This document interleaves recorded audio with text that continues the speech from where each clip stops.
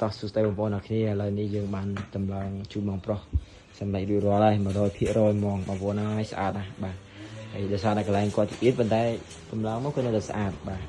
ឆ្នាំ1000លីត្រ VIP បាទអញ្ចឹងបងប្អូនអាចមកមើលអាវ៉ាន់នៅខាងពួកខ្ញុំខាងក្រុងរាជត្រាគឺយើងរៀបបងប្អូនណាយើងមិនមែនចិត្តរៀបមិនមែនចិត្តតែប្រឡងរួចកន្លែងបងប្អូនណាមើល AO ប្រើប្រភេទសនេះល្អស្អាតហើយធុងចម្រោះវាប្រើសិទ្ធិបផ្លាកអាមេរិកបាទគុណភាពក្រាស់ធន់នឹងទឹកហើយម៉ាស៊ីននេះអាចផ្លាស់ប្ដូរទីតាំងហើយម៉ូទ័រគឺយើងបំពាក់ម៉ូទ័រសិទ្ធិល្អបាទមានគុណភាពធានាត្រឹមត្រូវចឹងណាបងប្អូនបាទហើយម៉ាស៊ីនឈុតនេះគឺយើងមានបន្ថែមប្រព័ន្ធធ្វើទឹកទុនហូបទៅបាទប្រអប់ឈ្ងុយផ្អែមស្រទន់ចឹងណាបងប្អូនមិនលាវមិនអីទេបាទហើយបងប្អូនចង់បានម៉ាស៊ីន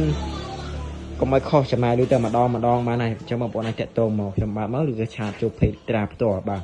នេះមួយឈុតហ្មងយើងមានច្បាប់អាជ្ញាប័ណ្ណភ្ជាប់ជាមួយហើយអ្វីដែលពិសេសនោះដែលបងប្អូនចង់បានគឺការទំនួលខុសត្រូវខ្ពស់បាទអញ្ចឹងខ្ញុំផ្ដល់ទំនួលខុសត្រូវ